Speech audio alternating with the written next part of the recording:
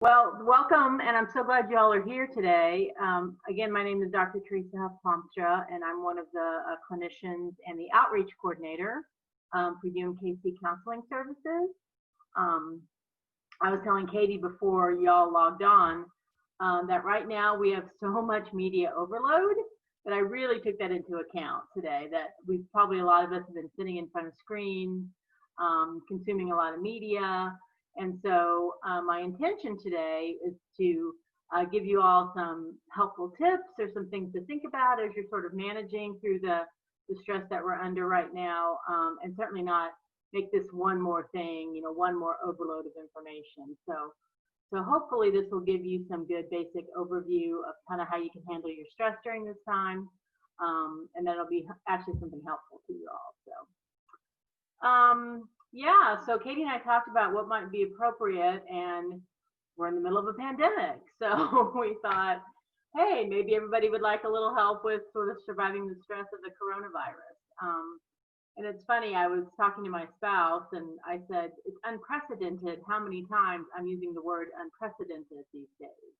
It seems like to be the word in everyone's vocabulary. So, and she laughed, at least she thinks I'm funny. So I thought that was good. But yeah, so, I wanted to do a little overview about stress and uncertainty, just kind of what it is and how we sort of know when we're experiencing it. It's interesting. We always think about stress being sort of associated with negative things happening in our life. But really, stress can be something that happens even when we have positive changes in our life. If anybody has ever helped plan a wedding or been married or helped plan a major event, anything like that, then you've definitely probably experienced real stress and stress related to sort of positive conditions. But basically, it's anytime we have some kind of psychological changes or changing conditions, we respond psychologically. We might even respond physically to that.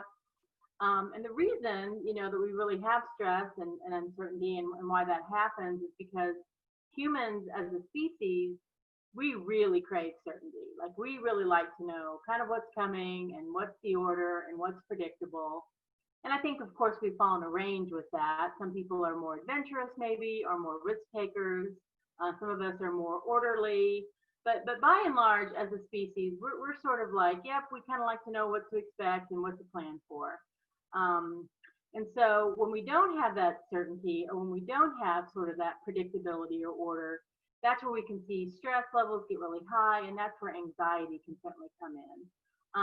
And I always skin it when I'm kind of talking about anxiety with folks. It's always a kind of an easy explanation of that anxiety is basically a common response to ambiguity or uncertainty. When things are sort of out of control or when things are not clear, then we can tend to get anxious. And of course, that falls on a continuum, and there can be high levels and low levels of that. But basically, kind of when we encounter something that we don't understand, that's not clear to us, we can't predict it, then that's when we can have sort of stress reactions, or that's when our anxiety can go up. And when we're looking at mental health concerns sort of collectively in the US, anxiety is really actually the most common. And probably if we took a poll, and we're not going to because it's not a big enough group, but probably all of us would say, yep, if there's something I experience pretty regularly, it's some kind of stress, or it's some kind of anxiousness about things that are happening in my life. So if you're one of those that since sort of this coronavirus pandemic has started, you might be one of those who's saying, yeah, I've really noticed I've been more anxious, or I really noticed I've been more stressed, maybe about things that don't typically stress me out. So that could be something very common. I think the other thing to point out, though, is this talk is more specific kind of to stress and anxiety, but you also might be experiencing a range of other things. Irritability is certainly something that I'm hearing kind of from my clients. A sense of sadness, an increased maybe level in frustration, all kinds of emotions that you might be experiencing sort of as a result of the situation and the environment and circumstances that we're all facing. Teresa, I'm just gonna jump in real quick because we have the actual presentation, not the view. If you're going through slides, we can't see as you change. That's the only. Okay, let me see if I can do something different then. That works. Okay. Okay, I'll just stay on the same view that you all see. And I'm so sorry about that because this is kind of messy, but we'll go with it. um, anyway, so of course, the life stressor we're talking about today is COVID-19. I've never once in my life Googled a slide to look for a virus molecule, but that's what they look like apparently. So I thought I would share that with everyone. But, I think right now, like I said, there's a range of things that people are experiencing with their emotions, anywhere from irritability to stress to anxiety to sadness to fear, lots of things. And actually, it makes a lot of sense because when you think about sort of the COVID-19 situation, lots of different things folks are experiencing. There's this ongoing threat to health, and we all deal with that differently. I know I've personally had some doctor's appointments, and do I go and do I take the risk, and how careful will it be, and how careful is the doctor's office being, so there is that ongoing sort of underlying or even more obvious threat to our health. Job security, I know, has been a big thing. Lots of people in the restaurant entertainment business, I mean, we've all seen the news, right, of all the millions of people that are now sort of struggling with their job situation. And even for those of us who work at UMKC, we're getting lots of emails right now about budget cuts and what's this going to look like and how are we going to navigate this. And we don't want to lay off people, but is that coming? So there's certainly sort of that sense of anxiety or that ambiguity that's out there. Finances and resources. I don't know about you all, but right before sort of the whole we moved to working at home, my spouse and I were like, hey, let's get a few groceries. Let's get a little bit of toilet paper. And I had kind of heard people were hoarding, but I thought, oh, no, surely not. And then we went for about a month not being able to find anywhere. And we were just really having to conserve as much as we could. And I know that seems like a funny thing, and y'all have probably seen memes, and there's been all sorts of funny things out there. But the reality is that this whole situation has really put a tremendous amount of stress and ambiguity around certain things that we just expect to get, right? Every time I go to Target, or every time I go to the grocery store, if I want toilet paper or I want chicken, I know it's going to be there. And right now, that's not a guarantee, right? The other thing I think that's been a huge stressor is time in isolation. Boredom, being anxious, maybe feeling unfulfilled, lots of extra time.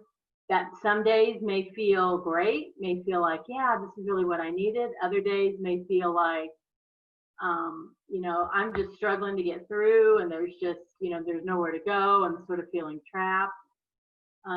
Social life. I can tell you as a therapist, one of the main things that I work with on folks is making sure that they're connecting with other people, making sure they're staying sort of socially sort of active. That, of course, as we know, has been really difficult.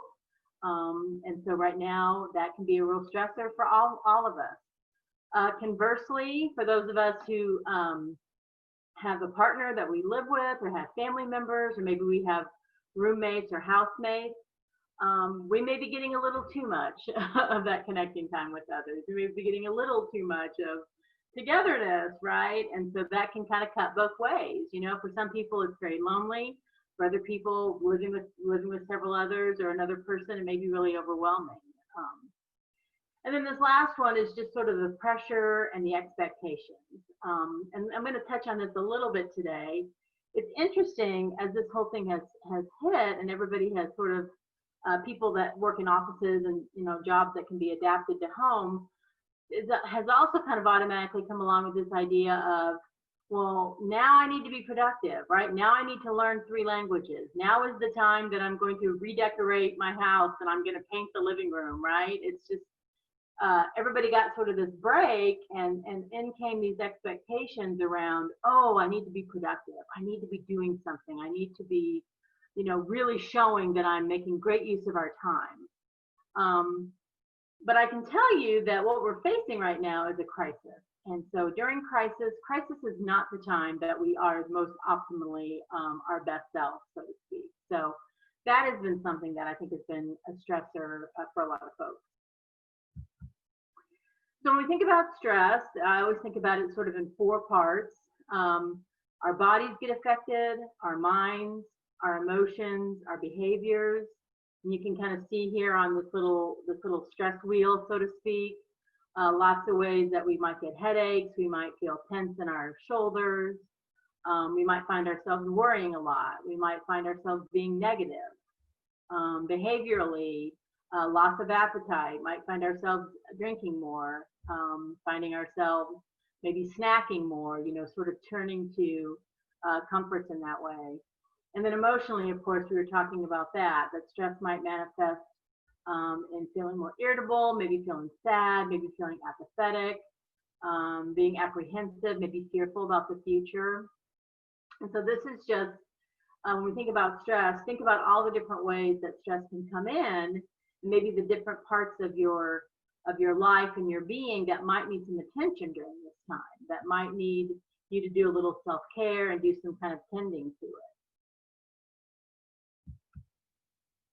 And then whenever I talk about stress with folks, I think it's really important to kind of make this distinction between good stress versus bad stress.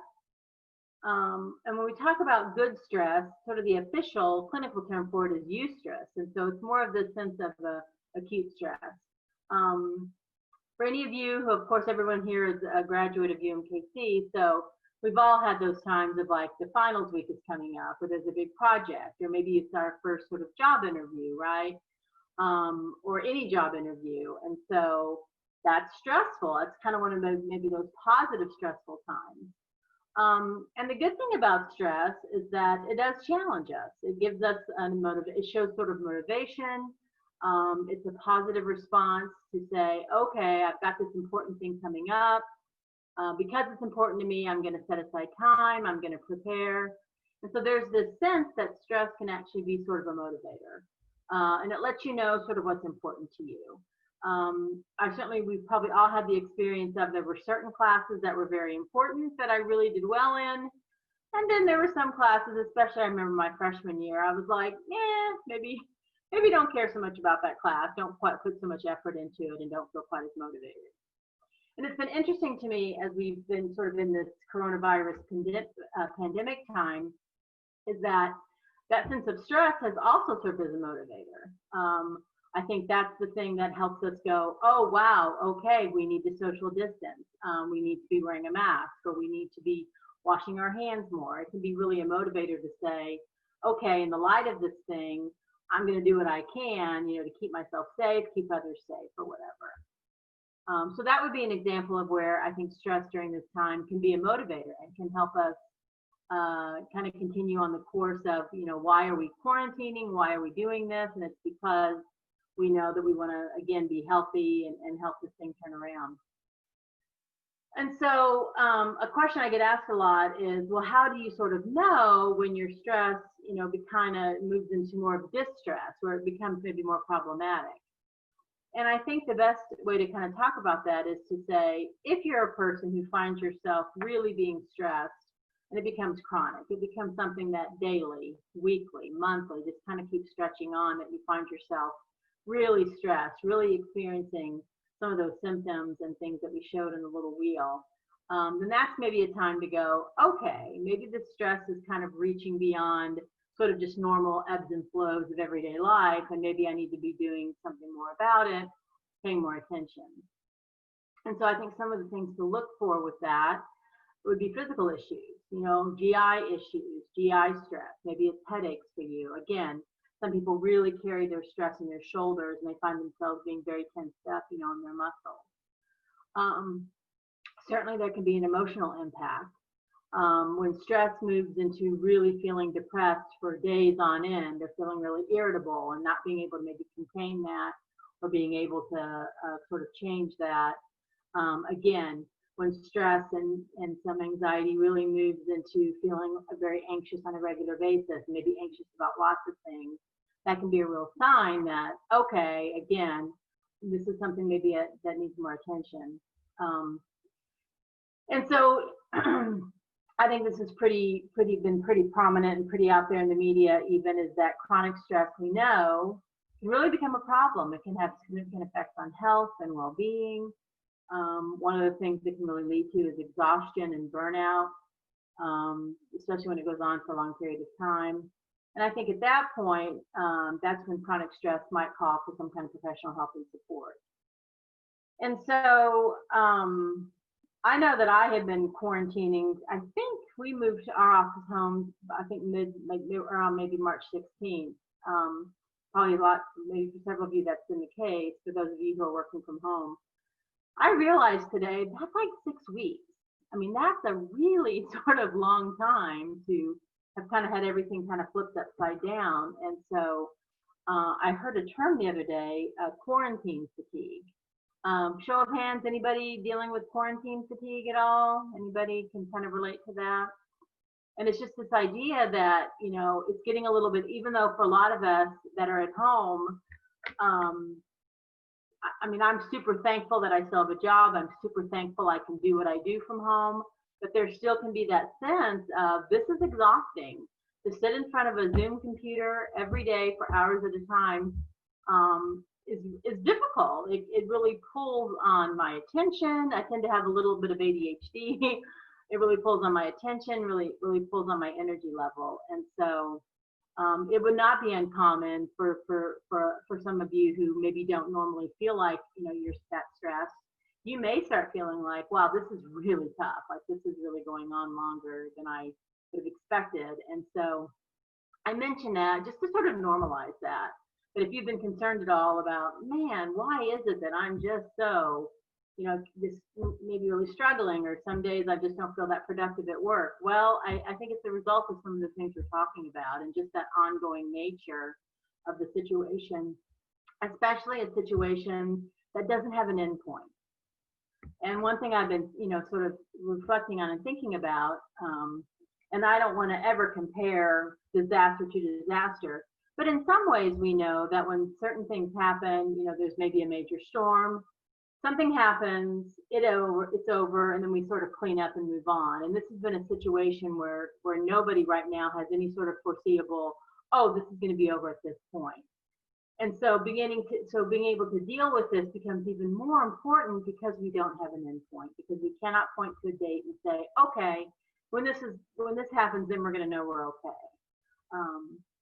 So again, the chronic nature of all of this can be really taxing. And so I think that's where sometimes professional help, I think that's where sometimes I find people come to my office because they have felt like this has been going on and on and on, and they can't seem to kind of pull themselves out of it. Okay. And so responding to crisis, expectations, and this is where I was kind of mentioning earlier that there has been this interesting, that I've observed this sense of people feeling like, oh my gosh, now that I have this time at home, I should be doing X, Y, and Z, very productive.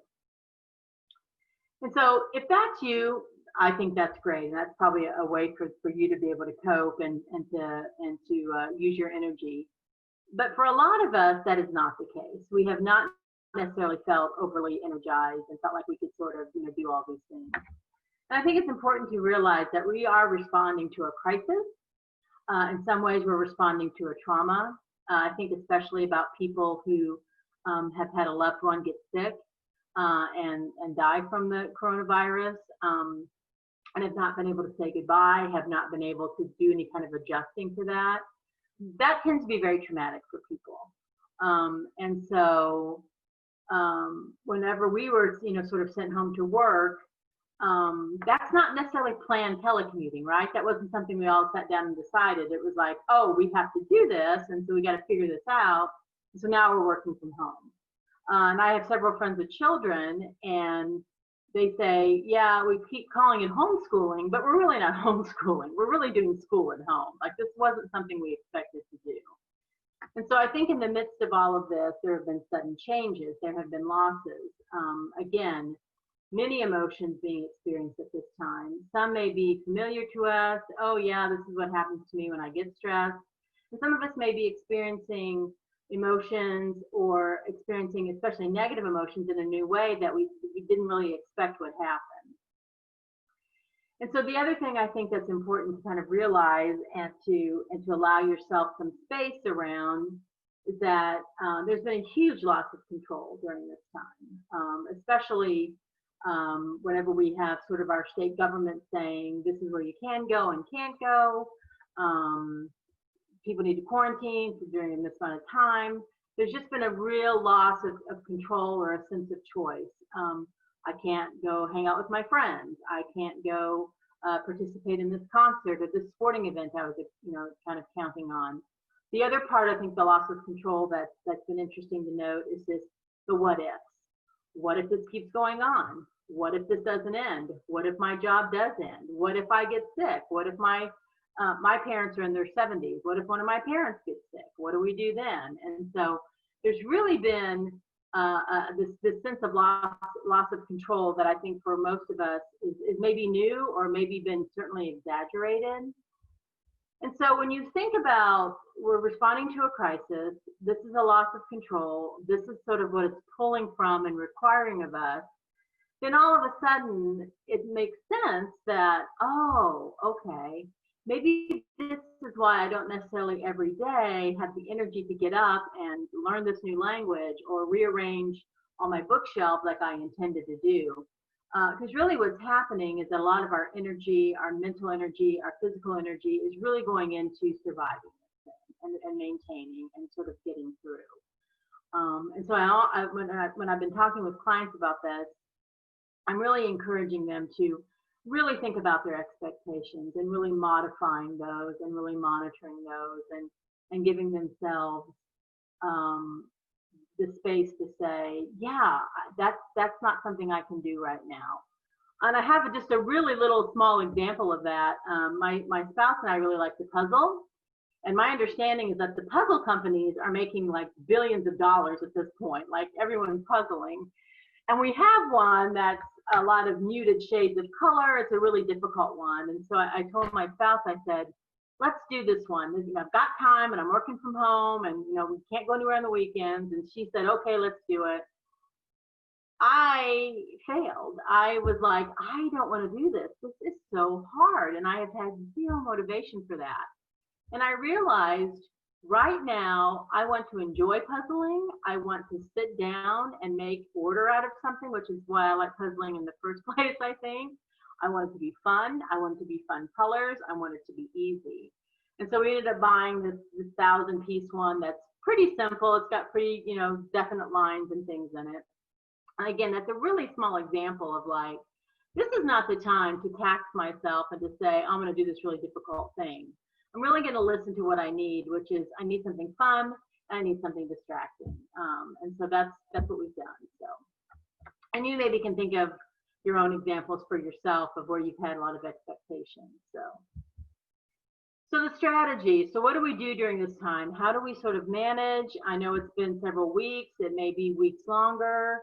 So making space. So the two phrases that I've come up with are, I encourage you to make space, and I encourage you to show grace to yourself and to others. And so in terms of making space, just making sure that when you're experiencing whatever feelings you are, really having some means of expression of that. And so what's not expressed will leak out. If any of you are familiar at all with Brene Brown, she is a famous sociologist, and she does a lot of work around sort of vulnerability and emotions. And whatever we don't sort of express, we internalize. And so making sure that you're giving yourself an outlet for the emotions that you're feeling. Maybe that's talking with a friend, maybe it's crying, maybe you like to journal, maybe you write things out, maybe you go out and you take a run. But just making sure that you're kind of attending to your feelings and not just sort of stuffing them all away, because they will find their way out. And hopefully you can find a way to do that in helpful ways to yourself. The other thing that I really encourage everybody to do right now is to make space from the media. There is such a barrage. I mean, the president is doing, every day a daily briefing at like 3 o'clock or 4 o'clock, and then there's all these experts, and then the news in the morning, and then the news in the evening, and then it's the 10 o'clock news, and then all the, alerts on your phone. So really, if you haven't already, and maybe some of you have, but if you haven't, really making sure you give yourself space. It may be for you that you can't take in any more media. You have to say, you know what, for now, I just can't take any more in, and that's okay. For some of you, it might be, okay, well, in the mornings, I'm going to watch for half an hour and get the updates, and then I'm going to move on. But really just encouraging you to just make some space from the news and from the media. And then when and where you want to consume that. If you have children, or if you have other, teenagers in your home or that you're interacting with, really being aware of how they're absorbing that information as well. And so it may be a time to you get your news on your phone or something like that, so that you sort of limit what they're exposed to. So, but again, making space from media, and not just news, but again, because we're doing so much on Zoom, because we're doing so many things virtually, just making sure that you have some time during the day when you're not sitting in front of a computer, you're not sitting in front of a screen, just to give yourself that break, right? Give yourself the break from sort of the tediousness of that. And then also making sure you make space for mind and body. And exercise, I think, is such a help for mood anyway, but especially during this time. Maybe that's exercising, taking a walk around the block. There are bukus apps and videos on YouTube. I've started doing Tai Chi. I don't know if any of you are Tai Chi fans, but I've really enjoyed learning some Tai Chi, and there's a couple of really simple ones, 5-10 minutes long, on YouTube that I've really gotten into. But just making sure that there's some movement, there's some opportunity to get up and kind of move things around. The other thing I really encourage then is personal space. I had to set up the space in my home for my office, quote unquote, so that I could have a kind of a spot to go to and then be able to leave. And so if you do have a partner, or you have a roommate, or you have children at home, making sure that you're talking about, hey, I need some personal space right now. I'm going to go in the other room and I'm going to shut the door and I'm going to take this time, as much as you can. One thing that my spouse and I have learned, and we don't have children, but we learned through this process, is that it's very easy to lean on the other person to be sort of your boredom reliever. And that doesn't really work right now because she will want to do something, or I will want to do something, and the other person is not in that place. And so we've really had to just make sure we're communicating around, okay, right now I just need to go lay on the couch, or right now I just need to go sit out on the porch, or whatever it might be. And so making sure you're giving yourself kind of that personal space right now. And then showing grace. The first thing would be really to comfort yourself. Be thinking about what brings me sort of peace right now, what brings me calm. When I'm tired, when I'm ill, when I feel overwhelmed, okay, that's a sign to me I'm going to take a time out, whatever that looks like. It's okay to slow down right now. Again, reemphasizing this idea that if you don't feel like learning Mandarin right now, that is okay. You don't have to learn Mandarin right now. You don't have to paint the living room or whatever.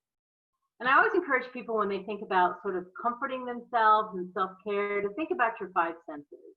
What sort of is comforting to you physically? Maybe that's wrapping up in a blanket.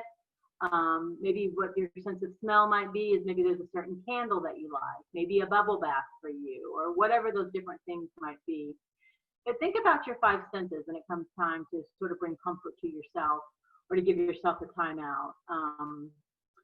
And then if you really are tense, if you find yourself in that place of really feeling that stress and anxiety in your body, really trying deep breathing. And the best technique that I like to use for people, and I would encourage you to try this with me just for a minute, would be to use kind of a 4 by 4 by 4 method. And that's where you breathe in really slow and deep for 4, you hold it for 4, you breathe out really slowly for 4, and then you kind of pause, okay? And I always tell my clients, when they're trying some kind of deep breathing like that, to do it at least 4 times. It's kind of this 4 by 4 by 4 method. One thing that I have found, that when I talk with people about using deep breathing, is they say, oh, well, I tried that once and it didn't work. Well, and what they usually mean is, I took a deep breath and I didn't feel any better.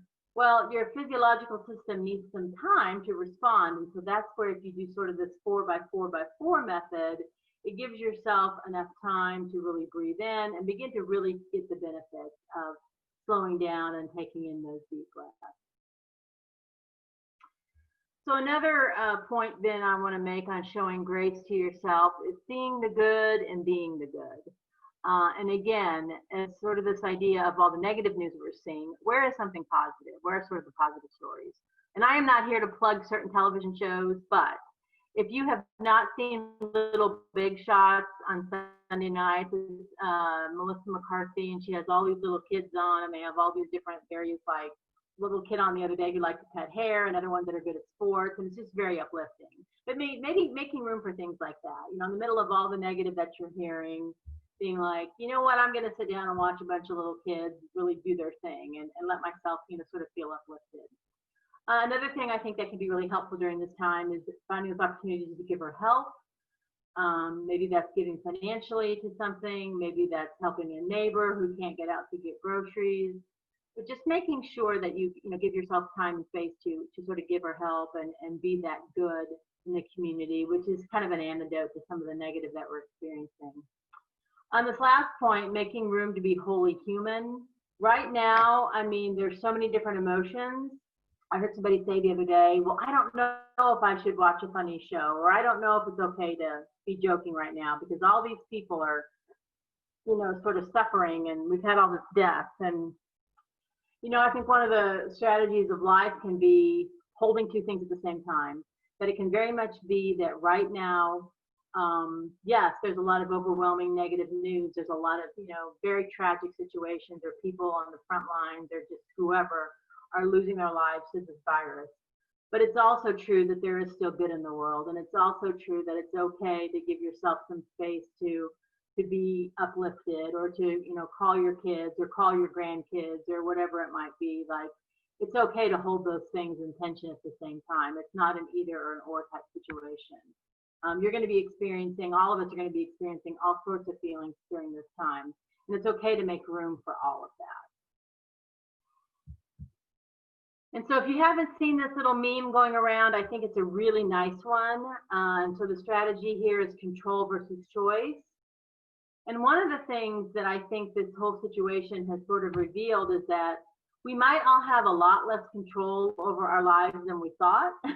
There can be sort of that sense of control that we think we have. And so when we're in the middle of things that we cannot control, it can be really difficult, right? It can be something like, oh, I just want to be able to hang on to something. And so in this little graphic, you know, there's so many things we can't control right now. We can't control if other people wear a mask. We can't control if other people socially distance. We can't control how much toilet paper or supplies or eggs are at the grocery store. We have no control over how long this will last, per se. We don't have any control how other people react, if other people take this seriously. And so that can really be taking a toll on us. So then, what are the things that we can control? Now, I would encourage you to maybe substitute control for the word choice. And the reason I say that is because control gives this idea of, oh, very certainty. I can make this happen. And right now, there's so much uncertainty that that's a really difficult thing to achieve. And so perhaps thinking about right now, what are the choices that I can make? How can I choose to sort of respond to what's happening around me? And so I can choose to limit my social media. I can choose to limit the news. I can choose to socially distance. I can choose to make sure I have a mask. I can choose to make sure, you know, X, Y, and Z is happening. And so that can certainly be something in our own mindset to say, right now, there's so much I don't control. There's so much that other people do and say that I can't control, that I can make choices for myself. And so maybe thinking about it that way. And then this other strategy is connecting with others. Right now it is challenging. Again, you know, just having to sit in front of a screen to connect with people can be hard just because they're doing that for so many other things. It might take more planning and intention right now, but I think it's definitely worth it. Again, some of the challenges of being isolated, this is ongoing, being 24/7 in the house with different people. Again, such a challenging time right now, but I think as much as you can, make some intentional moves. Make sure, you know, you're calling, or make sure you're FaceTiming, or make sure whatever it might look like, you know, trying to make sure you have some of those connection points. It's very easy, especially when you're working from home, to just kind of stay wrapped up in the work and keep doing what you're doing, but just making those pauses. I know we as a staff, really miss each other in the office. We miss sort of those interactions. And so we've tried to set up a little chat time during our day so we all can kind of come together and sort of get some of that, you know, that we've gotten in the office. So kind of making sure you're aware of that. And the last point here is that everyone copes differently. So as much as I'm encouraging you to give space and grace to yourself, also make sure you're giving space and grace to other people. Realizing none of the people respond the same way. Other people are going to struggle differently from you.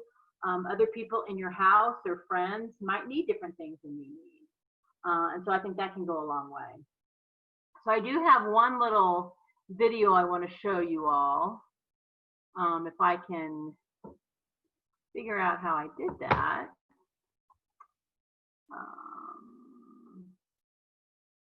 Yeah, and this is just something a little bit lighthearted to end on. We've been talking about a little bit heavier things, so this is just something fun I came across. And it's called Different People in Quarantine. And maybe as you're watching this, maybe you'll be able to figure out who you are in quarantine. I figured mine out pretty quickly, so I'll show this to you all.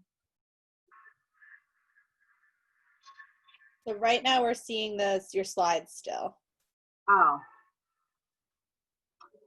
So I wonder how I can fix that. Let me see. Let me go into stop share. Is that a way to do it maybe? And then if you select share again and then select that, yeah. I am learning so many things today. This is awesome. Okay. Let me back this up. Let's try this again. Okay.